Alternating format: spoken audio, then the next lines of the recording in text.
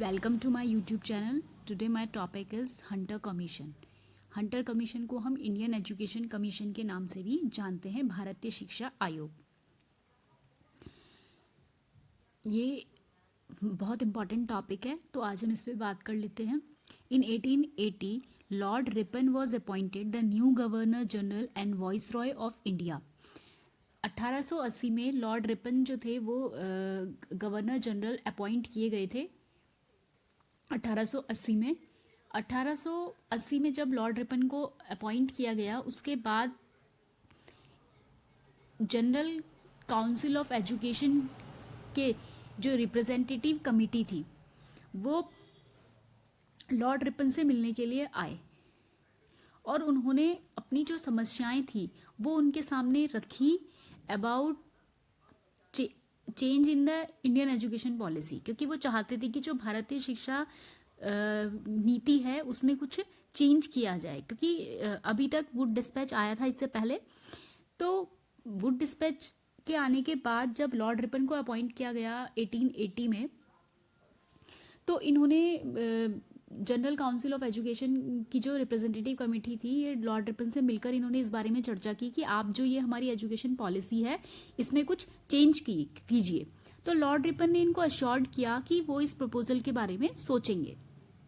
फिर उसके बाद बहुत लंबा कमीशन में टोटल 20 मेंबर्स थे, जिसमें कि जो 7 लोग थे वो इंडियंस थे, जिनके नाम हैं सैयद महमूद, केटी ताइलांस, आनंद मोहन बोस, रंगानंद मुदालियर, हाजी गुलाम, महाराजा जितेंद्र मोहन टैगोर एंड भूदेव मुखर्जी। ये जो लोग थे ये भारतीय थे। फिर इस कमीशन में जो मेन पॉइंट्स हैं वो क्या हैं कि जो डॉक्टर मिलर थे was the representative of the Christian missionary in this commission. वो इस कमीशन में रिप्रेजेंटेटिव थे ऑफ द क्रिश्चियन मिशनरी के। जो बीएल राइस थे, बीएल राइस इस कमीशन के सेक्रेटरी थे। विलियम जो हंटर थे वो इसके अध्यक्ष थे। इसीलिए इस कमीशन को विलियम हंटर के नाम पे हंटर कमीशन भी हम कहते हैं। तो कई बार एलटी में कमीशंस में भी ये क्वेश्चन आते हैं, तो इन चीज़ों का ध्यान आप रखेंगे कि 1880 में लॉर्ड रिपन जो है वो अपॉइंट हुए governor general and voice Roy. उसके बाद उन्होंने 3 जनवरी 1888 में लॉर्ड रिपन ने ये कमीशन डिक्लेयर किया, जिसको कि हंटर कमीशन कहा गया, जिसमें कि 7 मेंबर थे भारतीय।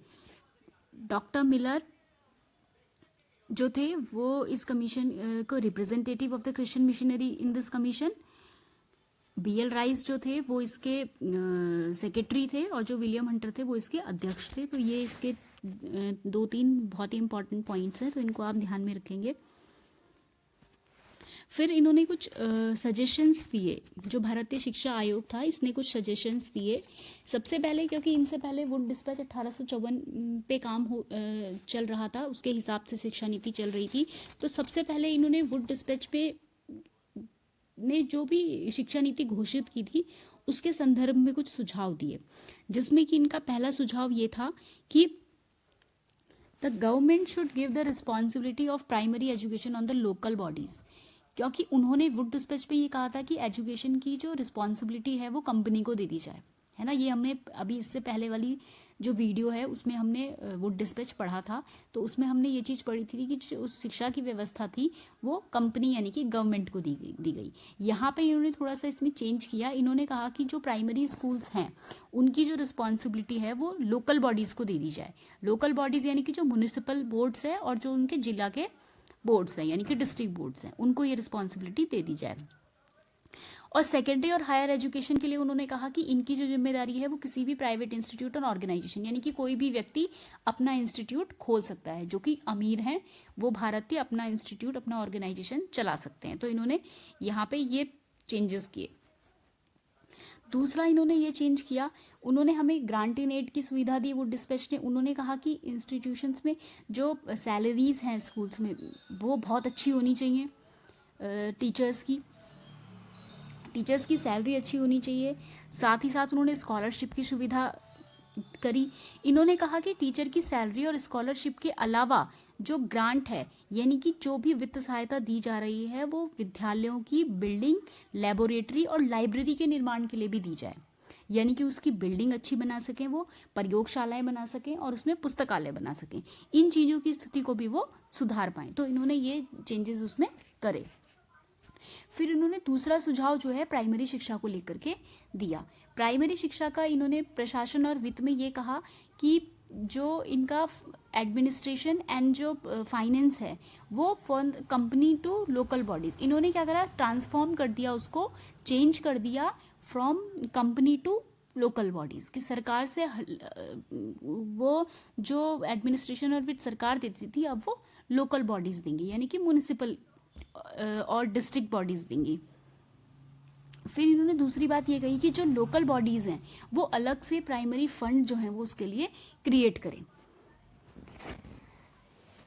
प्राइमरी एजुकेशन में खर्च करने के लिए। और साथ ही उन्होंने ये कहा कि जो भी खर्चा होगा शिक्षा पे प्राइमरी एजुकेशन में, उसका 50% या फिर 30% खर्चा जो है वो सरकार जो है वो ग्रांट इन एड की फॉर्म में उनको प्रोवाइड करेगी, जो भी उनकी प्रोविंशियल गवर्नमेंट होगी। तो यहाँ पे इन्होंने ये 3 चीज़ें कही प्राइमरी शिक्षा को लेकर के एडमिनिस्ट्रेशन एंड फाइनेंस में। पहला इन्होंने कहा कि कंपनी को ना दे करके रिस्पॉन्सिबिलिटी लोकल बॉडीज़ को दे दी जाए। दूसरा इन्होंने कहा कि सेपरेट फंड बनाया जाए प्राइमरी एजुकेशन के लिए। और तीसरा इन्होंने कहा कि प्राइमरी स्कूल्स के बनने में जितना भी खर्चा आएगा उसका 30% या 50% जो है वो प्रोविंशियल गवर्नमेंट देगी। तो ये इसमें मेन पॉइंट्स थे। फिर इन्होंने कहा एम्स ऑफ प्राइमरी एजुकेशन क्या होनी चाहिए। तो 2 प्राथमिक शिक्षा के इन्होंने उद्देश्य बताए। एक इन्होंने कहा एक्सपेंशन ऑफ मास एजुकेशन, कि जन शिक्षा का प्रचार और प्रसार होना चाहिए, यानी कि जन शिक्षा को ज़्यादा से ज़्यादा बढ़ाना चाहिए। जन शिक्षा का अर्थ आप लोग समझते होंगे कि जो सबके लिए, जो शिक्षा जो है सबके लिए समान है, जिसमें किसी भी चीज़ का भेदभाव नहीं होगा। सेकंड इन्होंने कहा एजुकेशन ऑफ प्रैक्टिकल लाइफ, उनको वो शिक्षा दी जाए विद्यार्थियों को जो उनको व्यवहारिक जीवन के लिए तैयार करे। व्यवहारिक जीवन यानी कि जो शिक्षा उनको रोजमर्रा की जो उनकी ज़िंदगी है उसमें काम आ सके। ठीक है, जैसे हम यहाँ पे एक एग्जांपल की बात कर लेते हैं। जैसे गणित की शिक्षा हम अगर विद्यार्थियों को देते हैं तो गणित की शिक्षा क्या है, हमें डेली रूटीन के जो हमारा रूटीन होता है उसमें बहुत हेल्प करती है। जैसे कि हमारा घर का बजट बनाने में, हम कोई चीज़ अगर बाज़ार में जाके ख़रीदते हैं तो हम अगर कितने की ख़रीद रहे हैं, दुकान वाला हमें कितने पैसे देगा, तो ये सब चीज़ें क्या हैं वो हमें कहीं ना कहीं हमें प्रैक्टिकल लाइफ के लिए भी तैयार कर रही है। तो उन्होंने कहा शिक्षा ऐसी होनी चाहिए जो हमें व्यवहारिक जीवन के लिए तैयार कर सके। फिर नेक्स्ट इसमें है करिकुलम ऑफ प्राइमरी एजुकेशन, कैसा करिकुलम होना चाहिए। तो इन्होंने करिकुलम के लिए कहा कि mathematics, general knowledge, health and science, hygiene, agriculture, spinning, general science and weaving, इस तरीके के सब्जेक्ट्स जो हैं वो विद्यार्थियों को प्राइमरी शिक्षा में पढ़ाने चाहिए। मैथमेटिक्स, जैसे मैंने कहा कि मैथमेटिक्स हमको प्रैक्टिकल लाइफ के लिए तैयार करती है। जनरल साइंस, क्योंकि हम एनवायरनमेंट के बारे में जान पाते हैं, अपने चारों तरफ की चीज़ों के बारे में जान पाते हैं, तो ये चीज़ बहुत इंपॉर्टेंट है हमें प्रैक्टिकल बनाने के लिए। GK, health and hygiene, health हमें अपने स्वास्थ्य को सही रखने में मदद करेगी। एग्रीकल्चर हमारी कृषि को बढ़ावा देगी, है ना, हम अपना रोजगार उससे कमा सकते हैं अपनी खेती को अच्छा कर करके, तो ये भी हमें व्यवहारिक जीवन के लिए तैयार कर रही है। स्पाइनिंग यानी कि बुनना, सिलना, ये सब भी क्या है, हमारी डेली रूटीन की नीड्स हैं। तो इस तरीके की शिक्षा उन्होंने कहा कि प्राइमरी एजुकेशन में दी जानी चाहिए। फिर इन्होंने प्राइमरी एजुकेशन के मीडियम के लिए कहा कि जो प्रांतीय भाषा है, जो प्रोविंशियल लैंग्वेज है, उसी को मीडियम ऑफ प्राइमरी एजुकेशन रखना चाहिए। और इसके लिए कहीं ना कहीं सरकार को भी प्रयास करने चाहिए कि कैसे अपनी प्रांतीय भाषा का विकास सरकार कर सकती है, तो उसमें सरकार को भी पहल करनी चाहिए। तो इन्होंने ये 2 चीज़ें प्राइमरी एजुकेशन के लिए कही। फिर इन्होंने कहा training of primary school teachers, जो प्राइमरी स्कूल के टीचर्स हैं, प्राइमरी स्कूल्स में ट्रेन टीचर, जो प्रशिक्षित अध्यापक हैं, उन्हीं को अपॉइंट किया जाए। और इन्होंने कहा कि जो भी प्राइमरी टीचर्स हैं उनके लिए ट्रेनिंग के लिए स्कूल्स भी ज़्यादा से ज़्यादा मात्रा में खोले जाएं और उसके बाद ही, प्रशिक्षण के बाद ही उन्हें विद्यालयों में अपॉइंट किया जाए। फिर इन्होंने प्राइमरी एजुकेशन के लिए लेकर के कहा कि encouragement of the indigenous primary school, यानी कि स्वदेशी प्राथमिक विद्यालयों को प्रोत्साहन दिया जाए। इन्होंने कहा कि जो विद्यालय इंडियंस खोलेंगे, इसीलिए उन्होंने कहा कि लोकल बॉडीज को हम रिस्पॉन्सिबिलिटी देंगे ताकि इंडियंस जो हैं वो अपने विद्यालय अपने अनुसार अपनी प्रोविंशियल भाषा को बढ़ाने के लिए खोल सके। तो यहाँ पे इन्होंने ये चीज कही कि जो हमारे स्वदेशी प्राथमिक विद्यालयों को वो प्रोत्साहन देंगे। ग्रांट भी जो है वो स्कूल्स को सबको मिलेगा, ग्रांट इन एड, ये तो वुड डिस्पैच ने भी कहा था, तो वही चीज़ है कि ग्रांट इन एड जो है वो दिया जाएगा। लेकिन इन्होंने यहाँ पे एक नई चीज़ ये ऐड करी कि जो स्कूल की बिल्डिंग है उसके लिए भी, कंस्ट्रक्शन के लिए, लाइब्रेरी और लेबोरेटरी के लिए भी हम ग्रांट जो है वित्त सहायता प्रदान करेंगे। स्कॉलरशिप जो है वो पुअर बच्चों को मिलेगी, वो सेम है लाइक अ वुड डिस्पैच। और इन्होंने कहा कि हम पाठ्यक्रम के निर्माण में किसी तरीके का भी जो इंटरफेरेंस है उसको नहीं स्वीकार करेंगे, लेकिन अगर कोई सजेशन है और हमें अगर लगता है कि वो हमारे लिए उपयोगी है तो उसको हम अब करिकुलम में अप्लाई कर सकते हैं, लेकिन ये पूरा नियंत्रण जो है वो लोकल बॉडीज का होगा। Training of the teachers in this school should be organised, और इन स्कूल्स में कहीं ना कहीं हम टीचर्स की जो ट्रेनिंग है वो भी जो है उसकी भी व्यवस्था करेंगे। फिर ये तो बात थी प्राइमरी एजुकेशन की। देखो उन्होंने फर्स्ट सजेशन किसके लिए दिया था, वुड डिस्पैच में सुधार के लिए। दूसरा सजेशन उन्होंने दिया प्राइमरी एजुकेशन के लिए, और अब तीसरा सजेशन इनका है सेकेंडरी एजुकेशन। माध्यमिक शिक्षा के सुझाव में इन्होंने कहा कि इनका जो प्रशासन और वित्त होना चाहिए, responsibility of secondary education should be on rich and efficient Indians. इन्होंने कहा जो अमीर तबके के लोग हैं, अमीर तबके के भारतीय हैं, उनको सेकेंडरी एजुकेशन की जो रिस्पॉन्सिबिलिटी है वो दे दी जाए। प्राइमरी एजुकेशन को इन्होंने लोकल बॉडीज को दिया और सेकेंडरी को इन्होंने रिच और एफिशिएंट इंडियंस को दिया, ताकि वो अपने हिसाब से सेकेंडरी विद्यालयों को खोल सकें। अब इन्होंने यहाँ पे एक चीज और कही थी कि अगर schools are not establish by individual effort, कि विद्यालय जो है वो केवल एक ही व्यक्ति या रिच पीपल ही नहीं खोल सकते, है ना, अकेला व्यक्ति जो है वो विद्यालय नहीं खोल सकता। तो उन्होंने कहा कि government itself should establish the secondary schools. Government क्या करेगी, उनको विद्यालय खोल करके दे देगी, लेकिन उनका जो संचालन है वो कौन करेगा, रिच पीपल। तो उन्होंने कहा कि गवर्नमेंट भी उनकी कहीं ना कहीं उसमें हेल्प करेगी, और उन्होंने कहा कि हर जिले में एक विद्यालय अवश्य ही होना चाहिए। तो इस तरीके का इन्होंने माध्यमिक शिक्षा को लेकर के बात कही। फिर नेक्स्ट इन्होंने एम्स में कहा कि प्रिपरेशन ऑफ जनरल लाइफ, सामान्य जीवन के लिए विद्यार्थी को तैयार किया जाए। दूसरा उन्होंने कहा कि हायर एजुकेशन में एडमिशन के लिए भी बच्चों को तैयार किया जाए, क्योंकि सेकेंडरी एजुकेशन के बाद ही हायर एजुकेशन शुरू होती है। तो उनके इस सेकेंडरी एजुकेशन के दो उद्देश्य थी कि एक तो सामान्य जीवन के लिए विद्यार्थी को तैयार किया जाए ताकि वो अपना सामान्य जीवन जी सके, और दूसरा इन्होंने कहा कि एडमिशन, हायर एजुकेशन में उनको एडमिशन आसानी से मिल जाए। तो इस तरीके की तैयारी सेकेंडरी एजुकेशन में कराई जाए। फिर इन्होंने फोर्थ सुझाव दिया, suggestion regarding education of Muslim children, यानी कि मुस्लिम बच्चों की शिक्षा के संबंध में सुझाव। इन्होंने कहा कि मुस्लिम बच्चों के लिए separate school should B establish, separate जो स्कूल्स हैं वो खोले जाएं, और साथ ही साथ इन्होंने कहा कि जो मीडियम होना चाहिए उस स्कूल का वो हिंदुस्तानी के साथ साथ पर्शियन भी हो सकता है, यानी कि हिंदुस्तानी के साथ साथ फारसी भाषा का भी मीडियम बनाया जा सकता है, लेकिन केवल उन स्कूल्स में जो कि मुस्लिम डोमिनेटेड एरियाज में सिचुएटेड होंगे। केवल उन एरिया में हम कह सकते हैं कि हिंदुस्तानी के साथ साथ आप फारसी लैंग्वेज को भी पढ़ा सकते हैं, और स्पेशल स्कॉलरशिप जो है वो भी मुस्लिम बच्चों के लिए प्रोवाइड की गई। नेक्स्ट इन्होंने पिछड़े वर्ग के जो बच्चे थे उनके लिए कहा कि children should be admitted without any discrimination in the schools run by the local bodies.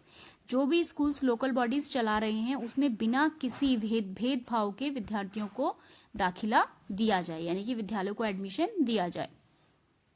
Second उन्होंने कहा कि बैकवर्ड जो बच्चे हैं और लो कास्ट जो बच्चे हैं उनके लिए सेपरेट स्कूल भी खोले जाने चाहिए।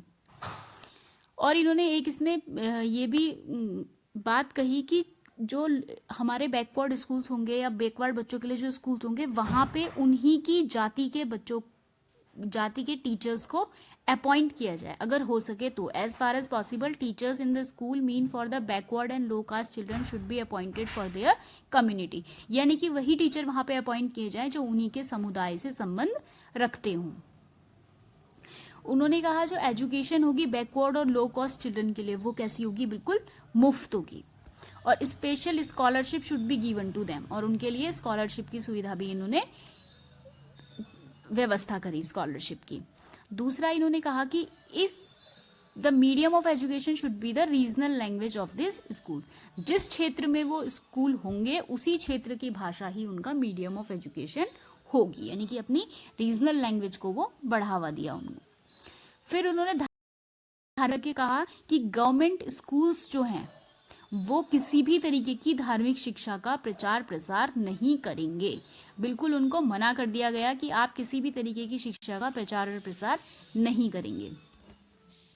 फिर उन्होंने कहा कि in the non government school any type of religious education में be important with the consent of management, लेकिन अगर मैनेजमेंट चाहता है और वो अपने धर्म का प्रचार करना चाहता है या किसी धर्म का प्रचार करना चाहता है तो वो नॉन गवर्नमेंट स्कूल में अपने धर्म का प्रचार कर सकता है, वो वहां पे धार्मिक शिक्षा दे सकता है, लेकिन सरकारी विद्यालयों में बिल्कुल भी धार्मिक शिक्षा नहीं दी जाएगी।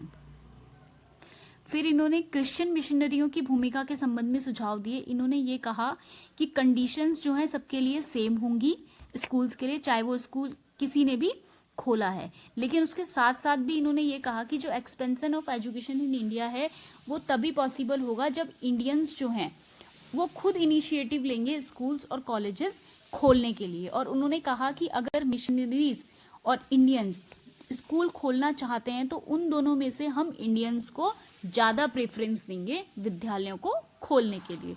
तो ये इनका एक यहाँ पे एक पॉइंट, अच्छा पॉइंट था कि इन्होंने ये कहा कि जो मिशनरीज हैं और जो इंडियंस हैं अगर वो दोनों स्कूल खोलना चाहते हैं तो उसमें हम जो प्रेफरेंस देंगे वो हम इंडियंस को देंगे।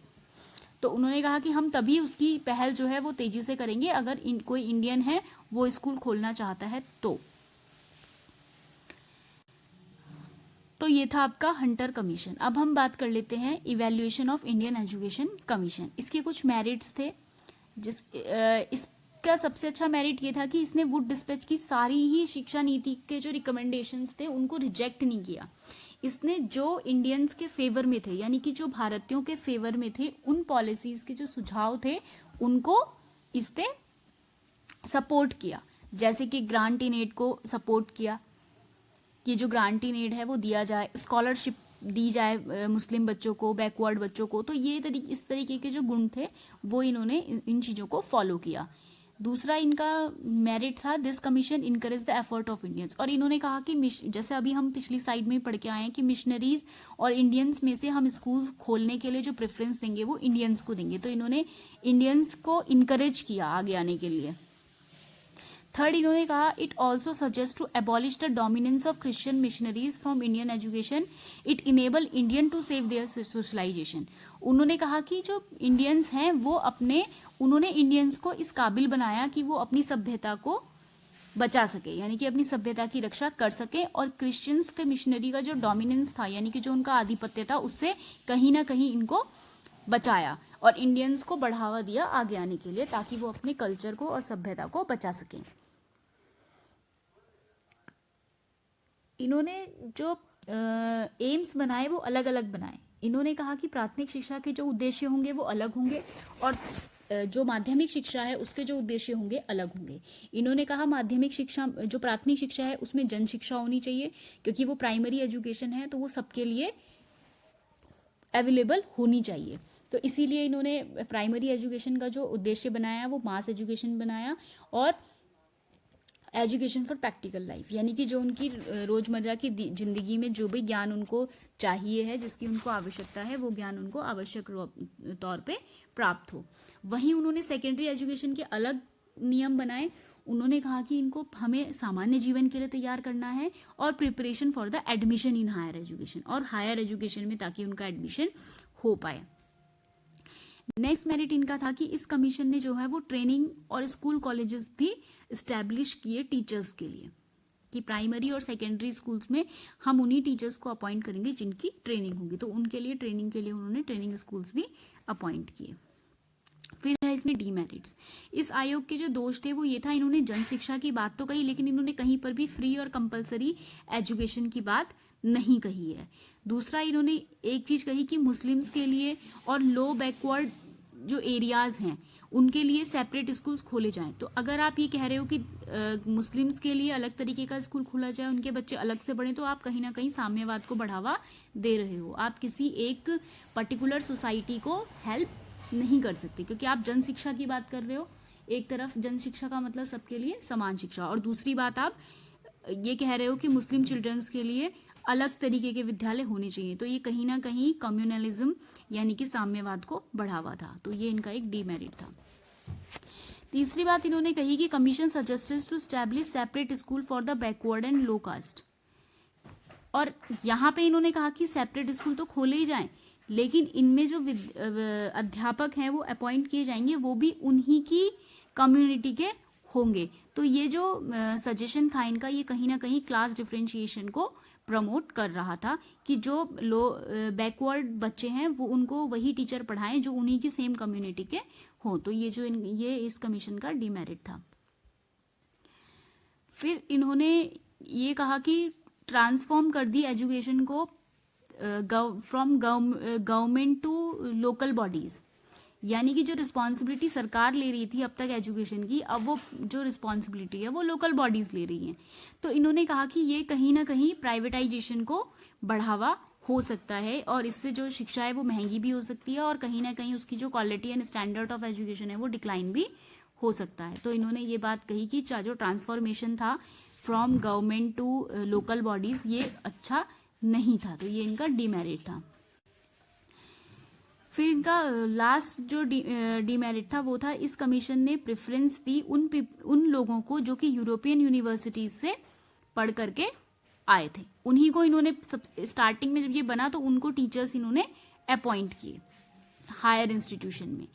As a result people from higher classes only got appointed. तो उससे क्या हुआ, जो केवल अमीर तबके के लोग थे वही रोजगार प्राप्त कर पाए, क्योंकि यूरोपियन यूनिवर्सिटी से जो पढ़ के आएगा उसी को इन्होंने हायर इंस्टीट्यूशन में टीचर की जॉब दी। तो इन्होंने कहा कि ये कहीं ना कहीं ये भी क्या है, एक इसका डिमेरिट है कि इसमें तो ये होगा कि जो अमीर तबके के लोग हैं जो केवल यूरोपियन यूनिवर्सिटी में जाकर पढ़ सकते हैं उन्हीं को इंस्टीट्यूशन में जॉब मिलेगी एज अ टीचर। तो ये था हंटर कमीशन। आई होप आपको समझ में आया होगा। Thank you.